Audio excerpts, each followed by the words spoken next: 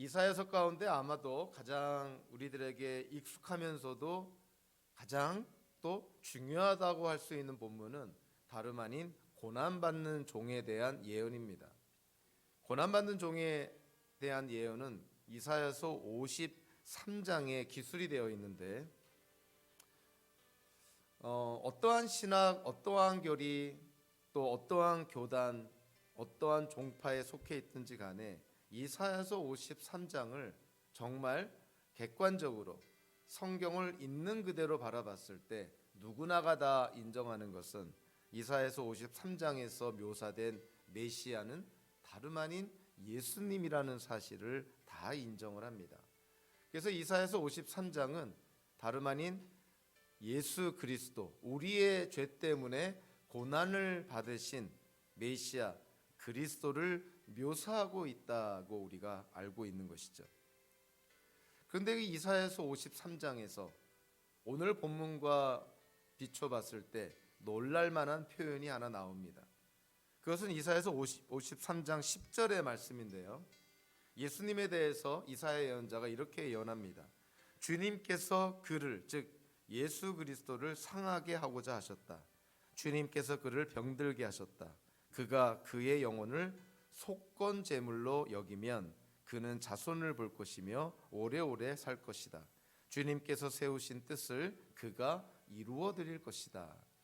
예수님께서 십자가에서 돌아가신 그 죽음을 이사야 예언자는 이 고난받는 종에 대한 예언에서 속건 제물이라고 묘사를 합니다.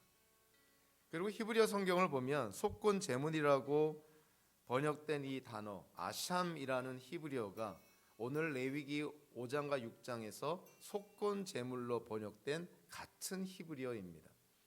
그러니까 이사야 예언자가 성령의 감동으로 십자가에서 돌아가신 예수님의 죽음을 속건 제물이라고 묘사를 한 거예요. 근데 오늘 본문을 통해서 우리가 반복해서 이해하고 깨닫게 되는 것은 속건 제물에는 사실 두 가지 이중적인 의미가 있는 것이죠. 하나는 대속이라는 의미가 있고요. 즉 우리의 죄값을 대신해서 치르신다는 대속의 의미가 있고, 또 하나는 우리의 죄로 인해서 그것이 이웃이든 또는 하나님께든 데미지를 입히고 손실을 입힌 것에 대해서 보상한다는 의미가 있어요. 그래서 이사야서 53장에서 이사야 예언자가 우리를 구원하러 이 땅에 오실 고난받는 종이신 메시아 그리스도를 향하여서 그는 우리를 위한 속건 제물이 되어 주셨습니다. 우리의 죄를 대속하실 분일 뿐만이 아니라 우리의 죄값으로 인한 손실을 보상해 주시는 분이시기도 합니다 라고 그렇게 묘사하고 있는 것이죠. 우리가 예수님에 대한 이해의 폭과 깊이를 성경을 알면 알수록, 그리고 성경을 깊게 들여다보면 들여다볼수록 넓이는 넓어지고 깊이는 더 깊어집니다. 예수님을 우리가 어떻게 이해할 것인가? 우리의 죄를 대속하신, 대속의 죽음을 당하신 메시아 그리스도라는 이해뿐만이 아니라 우리의 죄값을 마치 빚을 진 하나님께 채무가 있는 우리의 빚을 대신 갚아주는 그런 보상과 배상의 그런 역할을 예수님이 하셨다는 것도 오늘 본문을 통해서 우리가 깨닫게 되는 것이죠. 그래서 우리는 오늘 속건제라는 참 우리에게 낯선 이 히브리인들에게, 이스라엘 사람들에게 하나님이 말씀하신 다섯 번째 제사에 대한 율법을 우리가 함께 나누면서 죄에 대한 이해를 우리가 좀 더 깊게 하는 시간을 갖기를 원하고요. 아울러서 죄와 관련돼서 예수님의 죽음이 우리에게 또한 어떠한 더 깊은 의미가 있는지를 오늘 본문을 통해서 함께 깨닫는 귀한 시간이 되기를 바랍니다. 오늘 본문은 크게 세 가지로 나누어서 이해할 수가 있는데요. 속건 제물이 드려져야 되는 상황을 세 가지로 언급을 합니다. 오늘 보면 5장 14절부터 16절까지 신성모독의 죄를 지었을 때, 즉 하나님께 속한 거룩한 제물에 손상을 입혔을 때, 두 번째는 17절부터 19절까지인데 하나님의 말씀에 불순종했을 때, 그리고 레위기 6장 1절부터 7절까지는 우리가 이웃들에게 손해를 끼치고 결국 이웃들에게 손해를 끼친다, 이웃들에게 어떤 손상을 입힌다는 것은 사실은 언약이라는 측면으로 봤을 때 이웃 사랑에 불순종하는 것은 결국 하나님을 사랑하라는 계명에도 불순종하는 것이죠. 그래서 사실은 이 언약이라는 측면을 봤을 때 우리가 이웃과 맺은 언약을 어긴다는 것은 하나님과 맺은 언약을 어긴다는 뜻이기도 합니다. 그러니까 불신실한 죄, 즉 이웃과의 관계 속에서 우리가 성실하지 못한 죄, 결국 그것은 하나님과의 관계에서 성실하지 못한 죄라는 것을 의미하기도 하죠. 그래서 오늘 우리가 이 세 가지 상황을 통해서 속건 제물이 언제 드려져야 되는지 이 세 가지 상황을 나누어서 우리가 살펴보면서 속건제의 특징도, 또 속건제를 우리의 삶에 어떻게 적용해야 되는지도 우리가 함께 나눠보는 시간을 갖겠습니다. 우리 먼저 오늘 보면 15절에 보면 첫 번째로 속건 제물이 드려져야 되는 상황을 어떻게 묘사하고 있냐면, 본의 아니게 실수로 하나님께 바쳐진 거룩한 제물을 범했을 때, 그때 순양 한 마리를 속건 제물로 바쳐야 한다라고 이렇게 말씀을 합니다. 도대체 하나님께 드려진 거룩한 제물이 의미하는 것이 뭘까? 우리가 성경을 통해서 보면요, 오직 제사장들만 먹을 수 있도록 따로 구별된 거룩한 음식이 있는데, 그 제사장만 먹을 수 있는 그 거룩한 음식을 일반인들이 생각지 못하고 실수로 그 거룩한 음식을 먹었을 경우가 여기에 해당이 됩니다. 또 하나는요, 하나님께 드려질 11조를 하나님께 드리지 않고 다른 곳에 사용을 했을 때, 즉 하나님께 속한 하나님의 거룩한 제물에 손상을 입혔을 때 속건 제물을 드려야 된다는 것이죠. 아주 비근한 예로 우리는 이스라엘 민족이 여리고성을 점령했을 때 하나님께서 명령을 합니다. 여리고성에 있는 모든 전리품들, 모든 것들이 다 하나님께 속한 제물이다. 즉 하나님께 속한 제물을 취하거나 훔치거나 하면 그 훔친 자가 죽임을 당할 거라고 하나님이 경고를 내리죠. 근데 아간이라는 자가 여리고성을 점령했을 때 그 여리고성 안에 있는 귀한 것들 몇몇을 숨깁니다. 자기 것으로 삼는 것이죠. 하나님이 모르실 리가 없죠. 그래서 결론적으로 아간뿐만이 아니라 아간의 가족들, 그리고 아간의 가족에 속한 모든 동물들, 모든 재산 가재 도구들 다 죽임을 당하고 불에 태워집니다. 그러니까 하나님께 드려진 거룩한 제물에 손을 대거나 그것에 어떤 손상을 입힌다고 했을 때 그거는 하나님께 큰 죄가 된다는 것이죠.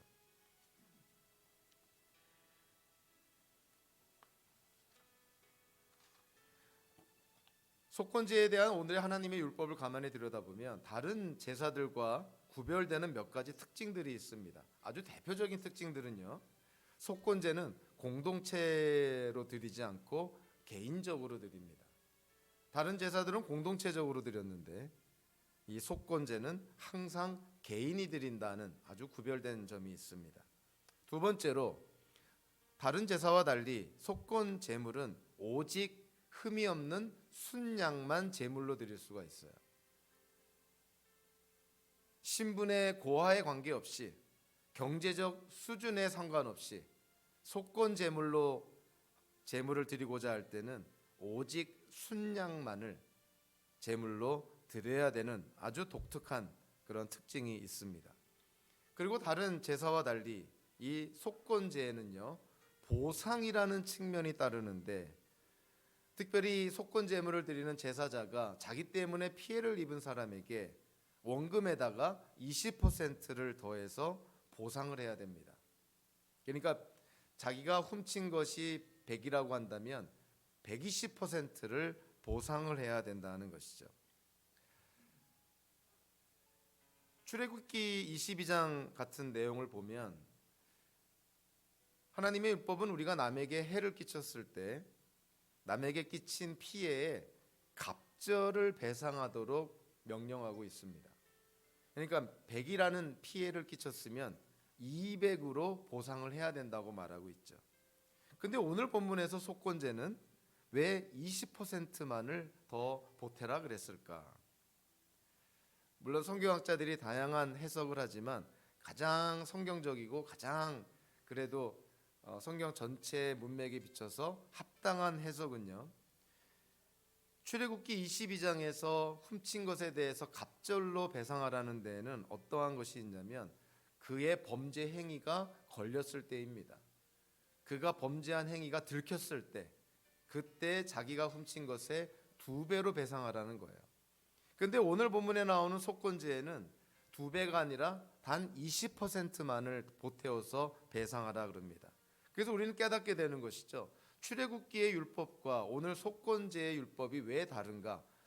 배경과 환경이 다르기 때문이라고 이해할 수밖에 없는 것이죠. 누군가의 것을 훔쳤다가 들킨 경우와 누군가에게 잘못을 했는데 그것을 깨닫고 자발적으로 보상하는 경우는 차원이 다른 것이죠. 그래서 어떤 범죄를 행했다가 범죄가 발각이 나서 거기에 대한 보상으로 200%를 보상하는 것과 자기가 행한 잘못을 깨닫고 그것을 자발적으로 잘못을 시인하여 보상한다고 했을 때 그때는 단지 120%만 보상하도록 그렇게 율법적으로 규정해 놓은 것이죠. 속건제는 거룩한 제물을 범했을 뿐만이 아니라 오늘 보면 17절부터 19절까지를 보면 하나님의 계명을 어겼을 때도 적용이 됩니다. 17절에 이렇게 말하고 있죠. 나 주가 하지 말라고 명한 가운데서 어떤 것을 하여 잘못을 저질렀으면 비록 그가 그것이 금지된 것인 줄을 몰랐다고 하더라도 그에게는 허물이 있다. 그는 자기가 저지른 악행의 결과에 책임을 져야 한다. 하나님께 죄를 지었는데 또 이웃에게 잘못을 행했는데 그것이 잘못인 줄을 모르고 죄인 줄을 몰랐을 수가 있는 것이죠. 근데 어찌된 영문인지 어떠한 경로를 통해서든 본인이 어떤 불길한 느낌을 가질 수가 있고, 경우에 따라는 우리 구약성경에서 많이 등장하지만 예언이나 환상이나 혹은 육체적인 그런 질병을 통해서 자기의 죄를 깨닫게 되는 경우도 있습니다. 일반적으로 뭔지는 모르지만 왠지 모르게 두려움이 느끼고 뭔가 잘못했다는 그러한 본능적인 그런 양심의 소리가 계속 들리고 뭔지 모르게 깨름직하고 괜히 두근거리고 두려운 마음이 들고 뭔가 느낌적으로 알 수 없는 그러한 불안과 염려에 휩싸일 때 사실 오늘 같은 이 오늘의 본문이 적용이 되는 것이죠. 확실히 뭔지는 모르겠지만 혹여라도 하나님께 또는 이웃에게 죄를 지은 것이 있을 수도 있으니 속건 제물을 드림으로 말미암아 그 불안과 염려, 두려움에서 벗어나게 되는 것이죠. 우리도 그런 경험 많이 하지 않습니까? 뭐 딱 꼬집어 얘기할 수는 없지만 하나님께 불순종한 것이 뭔지 분명치도 않지만 왠지 모르게 불안해할 수도 있고 염려할 수도 있고 두려움에 빠질 수도 있고 공포에 질릴 수도 있습니다. 혹시라도 우리가 살면서 그러한 상황에 빠진다면 꼭 오늘 율법처럼 속건제에 대한 율법처럼 우리가 물질적으로 무엇인가를 드려야 된다 이런 측면이 아니라 하나님께 기도해야 되는 것이죠. 하나님 왜 이렇게 제가 불안해하고 염려하고 두려움과 공포에 빠집니까? 왜 이렇게 두근거립니까? 왜 이렇게 안 좋은 느낌이 듭니까? 알 수 없는 무엇 때문에 그렇다면 우리가 구약처럼 제물을 드리진 않더라도 하나님께 기도해야겠죠. 하나님 깨닫게 해주십시오. 왜 이렇게 불안해하고 염려하고 두려움에 빠져 있는지. 그래서 오늘 보면 17절부터 19절까지는 그런 것입니다. 알 수 없는 죄, 인식할 수 없는 그 무엇인가로 인해서 두려움과 염려와 어떤 불안에 빠졌을 때, 어떤 죄책감을 가질 때, 그때 이 17절부터 19절이 해당이 됩니다. 마찬가지로 순양 한 마리를 속건 제물로 드리라는 것이죠. 그래서 앞에 14절부터 16절까지와 17절부터 19절까지 이 두 개의 상황을 비교해 보면 분명한 차이점이 하나 있습니다. 14절부터 16절까지 실수로 하나님의 거룩한 제물에 범했을 때, 손상을 입혔을 때 120% 보상하라고 되어 있잖아요. 근데 17절부터 19절까지 하나님의 계명을 어긴 것을 몰랐을 경우에 이 17절부터 19절까지는 이 120%를 보상하라는 내용이 빠져 있습니다. 왜 빠져 있을까요? 당연한 이유가 있죠. 17절부터 19절까지의 상황은 자기가 무슨 죄를 지었는지를 모르니 보상을 할 수가 없는 거예요. 자기가 어떠한 잘못을 저지른지 알았다면 그 자기가 피해를 입힌 것에 120%로 보상하면 되는데 17절부터 19절까지는 자기가 어떠한 죄를 저질렀는지를 모르니 얼마만큼 보상을 해야 되는지 알 수가 없는 것이죠. 그래서 당연히 17절부터 19절까지 이 상황에서는 그 120% 보상하라는 율법이 빠져 있는 것입니다. 그러니까 당연한 것이죠. 세 번째 상황은요, 6장 1절부터 7절까지인데 한마디로 이웃에게 피해를 입힌 경우들입니다.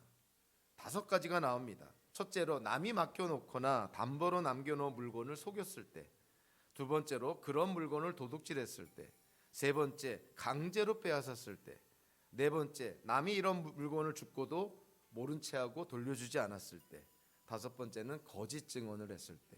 이 5가지의 경우의 결과는 동일한 것이죠. 이웃에게 피해를 입힌다는 거예요.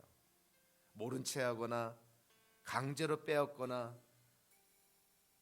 또 속였거나 심지어는 법정에서 거짓 증언하거나 이 모든 것들은 어쨌든 누군가에게 피해를 입히는 것이죠. 그랬을 때 오늘 본문에서 언급을 합니다. 피해를 입힌 것에 20%를 더해서 120% 보상해 주라.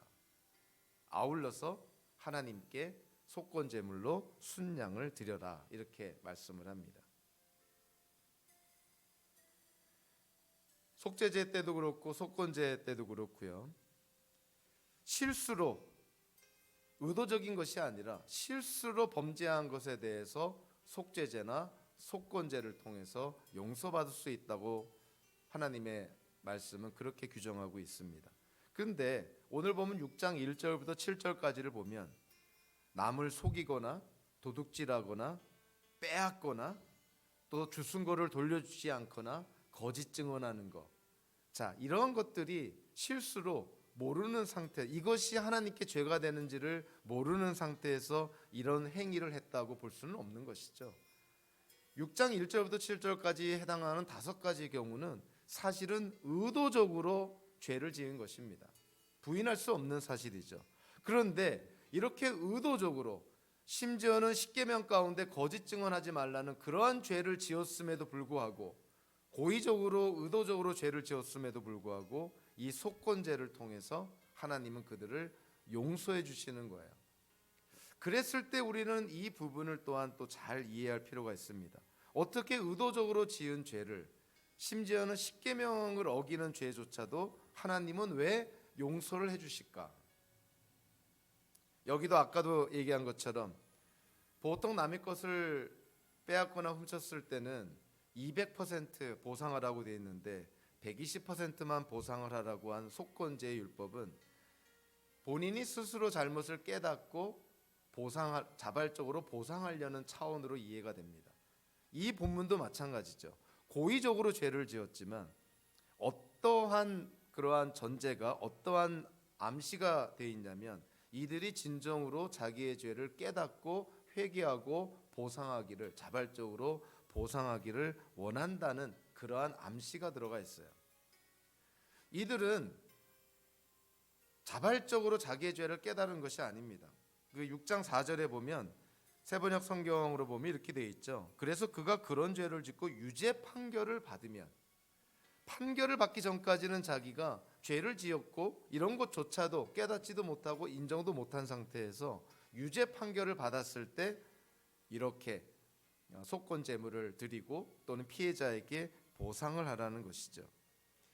하나님께서 이렇게 너그럽게 의도적으로 죄를 지은 사람들을 용서해 주시는 유일한 근거는 오늘 본문에 암시되어 있는 것처럼 이들이 재판을 통해서 유죄 판결은 받았지만 재판을 통해서 그들이 그들의 죄를 인정하고 고백하고 보상할 것을 약속했기 때문이라고, 그것밖에는 근거가 없는 것이죠. 의도적인 죄는 속죄죄나 속건죄에 해당되지 않는다는 것이 일반적인 해석인데, 오늘 본문에 나오는 의도적인 죄를 하나님이 용서해 주시는 것은 분명히 그가 자기의 죄를 인정하고 분명히 고백하고 보상을 약속했기 때문에 이와 같은 너그러운 판결이 주어졌다고, 율법이 그렇게 규정했다고 해석이 됩니다. 이 속건죄라는 율법을 통해서요, 우리는 속건죄의 아주 대표적인 세 가지 특징을 찾아보게 되는데, 그것은 속건죄, 속건제물이라는 이 특정한 제사 안에는 두 가지의 의미가, 이중적인 의미가 있는 것이죠. 우리의 죄를 대신 속하여 준다는 대속의 의미가 있고, 그리고 우리의 죄로 말미암은 피해를 보상해 준다는 의미가 있어요. 그래서 대속과 보상이라는 이중적인 의미를 갖고 있다는 거예요. 다시 한번 이사야서 53장을 통해서 우리가 알 수 있는 것은 53장 10절에서 이사야 예언자가 고난받는 종 메시아 그리스도 예수 그리스도의 죽음을 속건제물이라고 묘사했잖아요.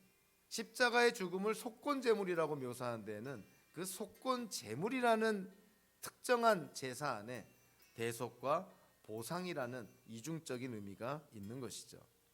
그래서 오늘 본문 5장 16절과 18절과 6장 7절에 보면 제사장이 그 속건제물을 받고 그의 죄를 속하여 주면 그 사람의 죄가 용서받는다고 되어 있어요. 그러니까 속건제물에는 분명히 속건제물을 통해서 죄인들의 죄를 용서해 주는 역할이 분명히 있습니다. 근데 그뿐만이 아니라 오늘 본문 5장 16절과 6장 5절에 보면 5분의 1을 보태어서, 원금의 5분의 1을 보태어서 제사장에게 그거를 가져가야 될 것을, 즉 피해를 입힌 자에게 120% 보상해 줘야 된다는 것을 오늘 본문이 말씀해 주고 있죠. 그러니까 속건제물은 죄를 용서해 주는 것뿐만이 아니라 피해를 입은 당사자에게 보상을 해주는 그러한 의미가 있는 것이에요. 그래서 예수님의 십자가의 죽음을 속건제물이라고 했을 때 대속과 보상의 의미가 있는 것처럼, 오늘 하나님의 율법, 속건제에 대한 하나님의 율법에도 대속과 보상의 의미가 지금 본문 안에 이렇게 중첩이 되어 있는 것이죠.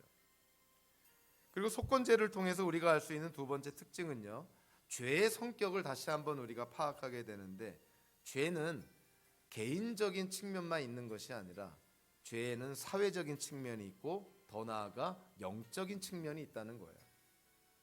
즉 죄라는 것은 내가 죄를 지었으니 내 죄에 대한 책임을 내가 지면 되니 뭐 다른 사람이 이래라 저래라 하지 말라, 이거는 굉장히 개인주의적인 생각이죠. 오늘 본문을 통해서도 알 수 있듯이 죄라는 것은 사회적인 측면이 있습니다. 즉 죄는 사실 우리 이웃과의 관계 속에 일어나는 일들이 많은 것이죠.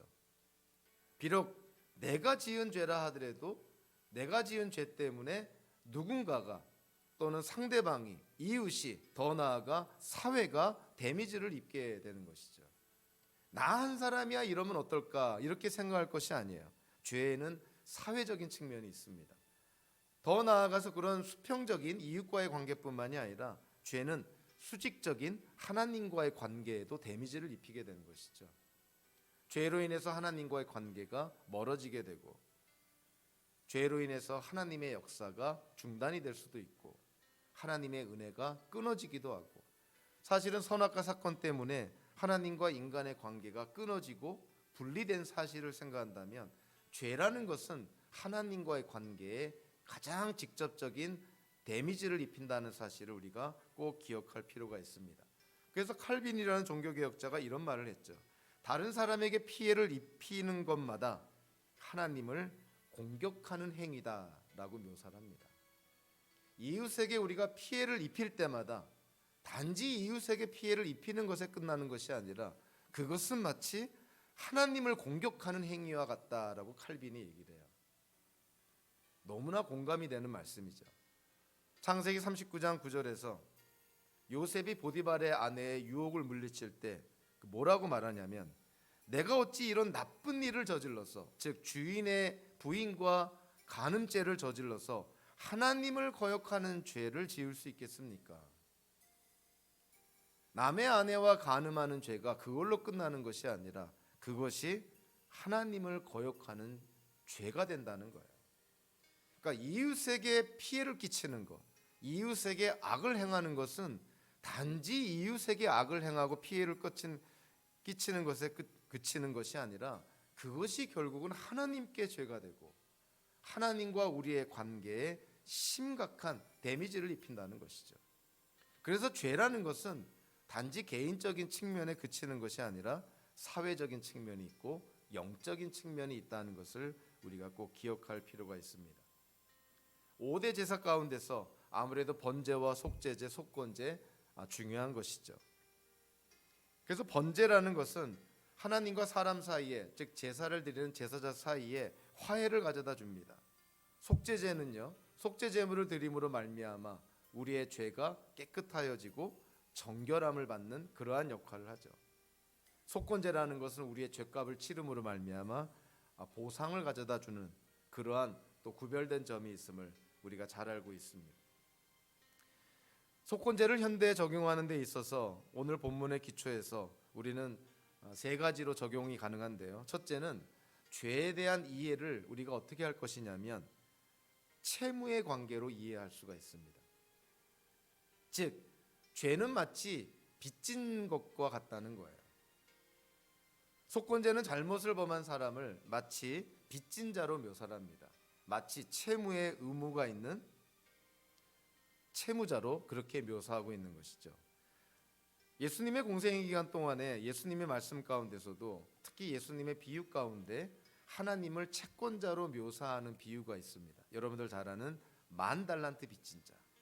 거기서 왕이라고 묘사된 분이 하나님인데 하나님이 어떠한 그런 역할을 하는 것으로 되어 있냐면 채권자의 역할을 하는 것으로 묘사가 됩니다. 즉 하나님께 죄를 지은 자는 마치 채권자인 하나님께 채무의 빚을 지고 있는 자로 묘사를 하고 있는 거예요. 저와 여러분들이 하나님께 죄를 지었을 때 우리는 하나님께 빚진 자라는 것이죠. 그러니까 하나님께 갚아야 될 빚이 우리에게 있다는 거예요. 근데 문제는 저와 여러분들도 그렇지만 모든 인간이 하나님께 진 빚을 갚을 수가 없습니다. 하나님께 지은 죄는 같은 죄라 하더라도 우리가 누구에게 죄를 짓느냐에 따라서 죄의 대상이 누구냐에 따라서 같은 죄라고 하더라도 죄값은 천양지차로 달라지게 되죠. 하나님께 죄를 지었으면 그 죄값이라는 것은 사실은 무한대예요. 어떤 것으로도 하나님께 지은 죄값을 우리 힘으로 갚을 수가 없는 것이죠. 인간에게는 그러할 능력이 없습니다. 자, 그래서 예수님을 통해서, 구체적으로는 예수님의 죽음을 통해서만이 우리가 하나님께 빚진 것을 갚을 수가 있는 거예요. 그래서 예수님이 십자가에서의 죽음이 대속의 죽음이실 뿐만이 아니라 배상의 의미가 있는 그런 보상의 죽음이기도 하다는 것이죠. 에베소 5장 2절에서도 사도 바울이 그렇게 말하죠.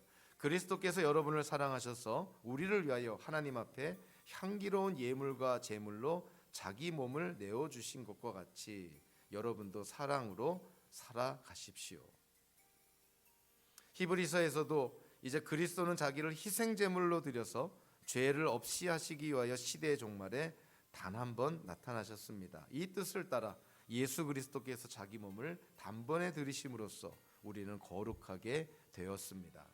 하나님께 빚진 자인 저와 여러분들의 빚을, 채무를 예수 그리스도의 죽음으로 한 번에 다 갚아주셨다.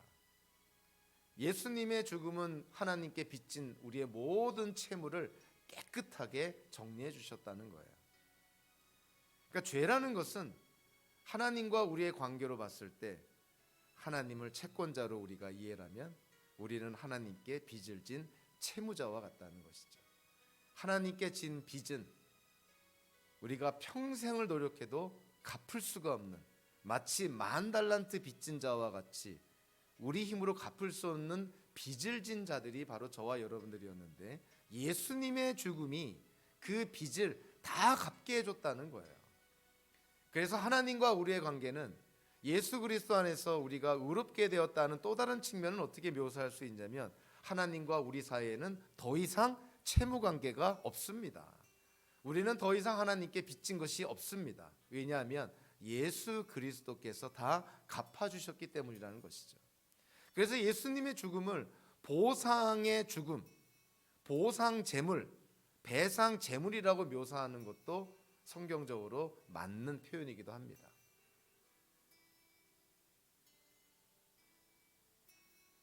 연이어서 우리는 이 속건제와 관련해서 예수님의 죽음에 대한 이해를 할 필요가 있는데요.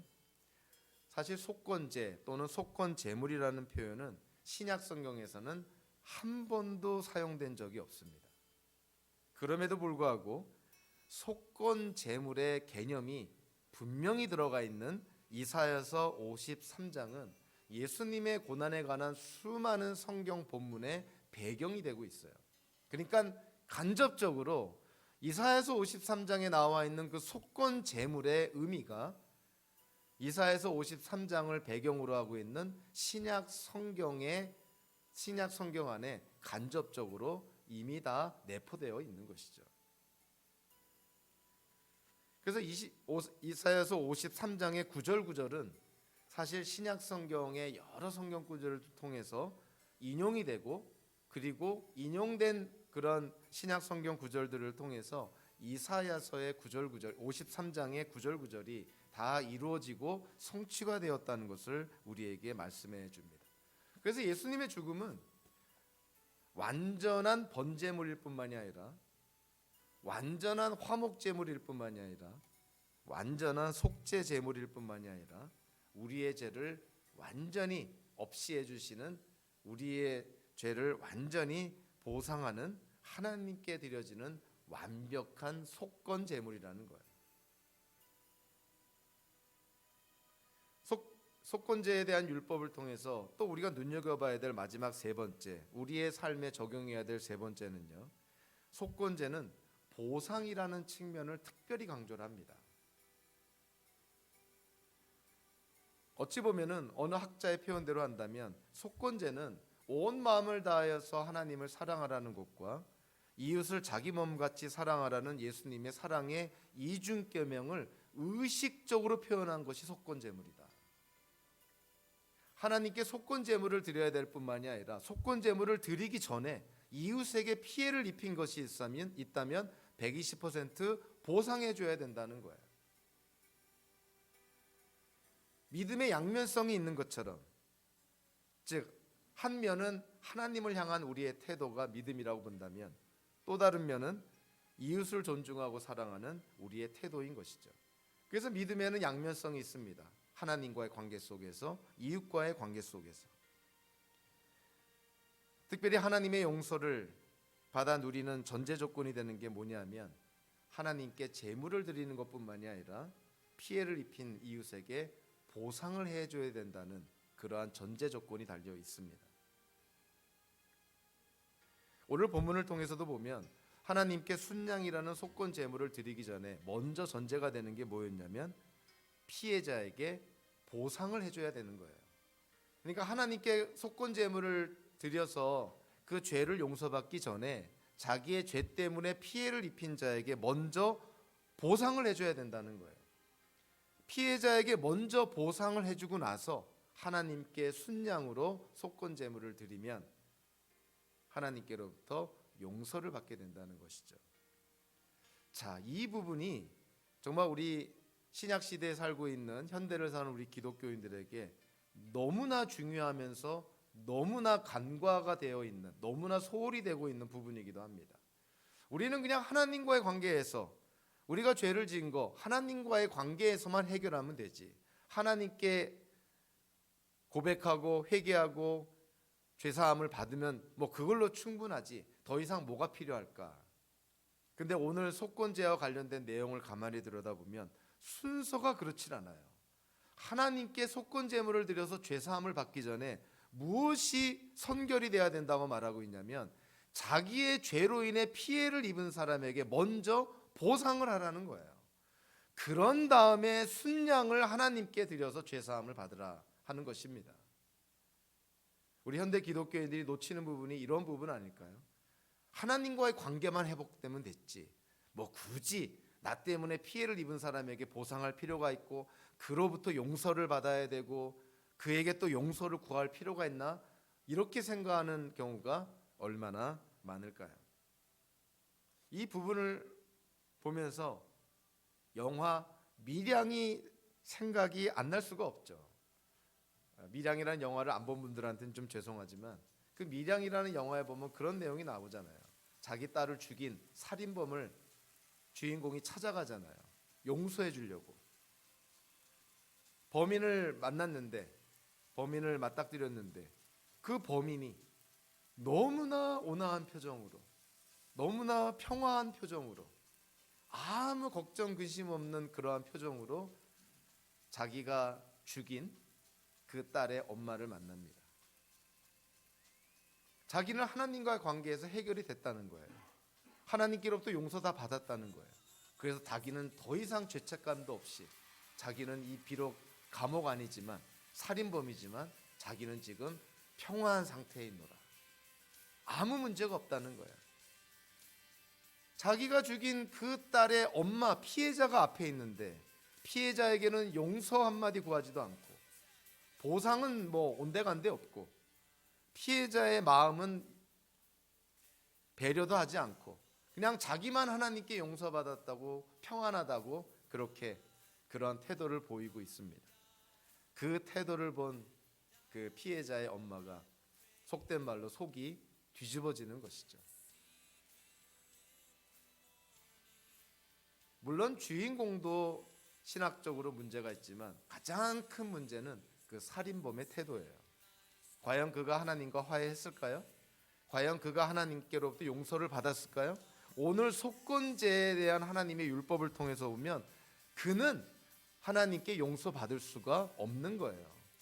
피해자에게 합당한 보상도 하지 않고 용서도 구하지 않고 그저 하나님께 용서를 구하고 하나님께로부터 용서받았다는 착각에 빠져서 스스로를 어찌 보면 자기가 자기 자신을 용서해서 착각에 빠져 평안함에 누리고 있는 것입니다. 그거는 용서가 아닌 것이죠. 하나님의 용서는 그렇지 않다는 거예요. 구약의 속건제에 대한 하나님의 율법만 그렇습니까? 신약 성경에 나오는 말씀을 통해서도 보면 이 속건제의 이 말씀이 신약 성경에도 원리적으로 그대로 적용이 됩니다. 마태복음 6장 12절에 주기도문에서 나오는 표현이죠. 우리가 우리에게 죄 지은 자를 용서하여 준 것 같이 우리의 죄를 용서하여 주시고, 하나님의 용서를 받기 전에 우리가 우리 주변에 있는 자의 용서를, 죄를 용서해 주고, 전제가 되는 게 뭔가요? 이웃 사람을 용서해 줘야 된다는 것 아닙니까? 마태복음서 5장 23절 24절에는 또 이런 얘기가 나왔죠. 예수님께서 산상수훈에서 말합니다. 그러므로 내가 제단에 제물을 드리러 가다가 내 형제나 자매가 내게 어떤 오난을 품고 있다는 생각이 나거든 너는 그 제물을 제단 앞에 놓아두고 먼저 가서 내 형제나 자매와 화해하여라. 그런 다음에 돌아와서 제물을 드려라. 그러니까 하나님께 제물을 드리기 전에 뭐를 먼저 해결하라는 거예요? 혹여라도 주변에 있는 사람들과 원한이 있거나 또는 제물을 드리려는 예배자에게 어떤 악한 감정이 있는 것이 생각이 나거든 그 사람과 먼저 화해를 해라. 필요하면 보상도 하라는 것이죠. 필요하면 용서도 구하라는 것이죠. 그러고 나서 하나님께 제물을 드리고 예배를 드리라는 거예요. 자기 때문에 피해를 입고 마음이 상하고 정말 어려운 가운데 있는 이웃은 안중에도 없이 나만 그냥 교회 가서 하나님께 예배드리고 하나님께 용서받고 하나님의 축복을 받으면 된다는 식으로 생각한다면 성경과는 전혀 다른 신앙생활을 하고 있는 것이죠. 누가복음 19장에서 삭개오에 대한 얘기도 마찬가지입니다. 예수님께서 삭개오에게 내가 오늘 너의 집에서 거해야겠다. 그래서 삭개오가 예수님의 그 말씀을 듣고 예수님께 말합니다. 주님 보십시오. 제 소유의 절반을 가난한 사람들에게 주겠습니다. 또 내가 누구에게서 강제로 빼앗은 것이 있으면 4배로 하여 갚아주겠습니다. 그때 예수님께서 삭개오에게 말씀하십니다. 오늘 구원이 이 집에 이르렀다. 이 사람도 아브라함의 자손이다. 예수님께서 삭개오에게 구원의 선포를 하신 것이 언제냐면 삭개오가 자기의 죄를 깨닫고 회개하고 자기로 인해서 피해를 본 사람들에게 보상을 하겠다는 그런 결단의 말씀을 했을 때예요. 내 재산의 절반을 포기하겠습니다. 자기 때문에 피해를 입힌 사람들에게 4배로 갚겠습니다. 한마디로 삭개오는 자기의 재산을 다 포기하겠다는 거예요. 그의 인생의 유일한 목적이자 그로 하여금 살아갈 수 있게 했던 동력이 되었던 재산을 포기하겠다는 겁니다. 왜 그런가요? 예수님을 만났기 때문에. 그래서 예수님이 삭개오의 그 고백을 듣고 삭개오에게 말합니다. 오늘 이 집에 구원이 이르렀노라. 속건제에 나타난 하나님의 율법은 우리가 문자적으로 현대에도 적용할 수는 없지만 속건제에 나타난 하나님께서 뜻하시는 그 원리는 신약 성경에도 구구절절히 다 스며들어가 있습니다. 이웃 사랑 없는 하나님의 사랑은 다 거짓말입니다. 사도 요한도 눈에 보이는 형제 자매를 사랑하지 않으면서 눈에 보이지 않는 하나님을 사랑한다는 거 다 새빨간 거짓말쟁이다. 자기 때문에 피해를 입은 피해자를 보상하고 자기 때문에 상처를 받은 사람에게 용서를 구하지 않으면서 하나님께 용서를 구하고 하나님의 축복만 받으면 된다는 것 다 위선자들이라는 거예요. 예수님께서 얼마나 단호하게 얘기하시는지 모릅니다. 그래서 오늘 속건제를 통해서 우리는 살아가면서 어떤 때는 우리가 알지 못하기 때문에 인식하지 못하기 때문에 보상도 못하고 용서를 구하지 않은 경우도 많이 있습니다. 그래서 우리는 항상 겸손할 수밖에 없는 것이죠. 우리의 말과 행동, 표정, 손짓, 발짓 우리가 아무 생각 없이 한 그 작은 것 하나가 주변 사람들에게는 큰 데미지를 끼칠 수가 있고 상처를 줄 수가 있다는 그러한 가능성이 항상 있는 거예요. 그래서 우리가 깨닫지 못하는 상태에서도 죄를 짓는 경우가 얼마나 많은지 모릅니다. 그래서 우리는 겸손할 수밖에 없는 것이죠. 그래서 우리가 하나님께 구할 때, 회개할 때 정말 이런 기도는 권할 수는 없는 기도지만 그럼에도 불구하고 어쩔 수 없이 우리가 해야 되는 기도 중에 하나가 하나님 알지 못한 상태에서 지은 죄까지도 용서해 주십시오. 오늘 보면 5장 17절부터 19절까지 알지 못한 상태에서 죄를 지어서 뭔지 불안과 염려와 두려움과 공포에 빠질 때 속건 제물을 드리라는 것 아니에요? 그래서 우리가 하나님께 기도할 때 우리도 어쩔 수 없이 그런 기도 안 할 수가 없는 것이죠. 하나님 제가 깨닫지 못하고 의도하지 않고 인식하지 못하고 정말 실수로 무심결에 행한 저의 말과 행동, 저의 몸짓 발짓 때문에 혹시라도 그것이 죄가 된 것이 있으면 용서해 달라는 기도를 안 할 수가 없는 것이죠. 그래서 우리는 하나님 앞에 겸손할 수밖에 없는 것이죠. 우리는 오늘 속건제에 대한 하나님의 율법을 통해서 분명히 깨닫게 됩니다. 우리의 이런 연약한 부분, 우리가 하나님께 또 이 땅을 살면서 지은 죄가 얼마나 깊은 그런 악영향을 끼치는지를 오늘 본문을 통해서 새삼 깨닫게 되는 것이죠. 그래서 우리는 정말 우리가 가질 수 있는 유일한 소망이 예수 그리스도 안에만 있다는 것을 고백하지 않을 수가 없어요.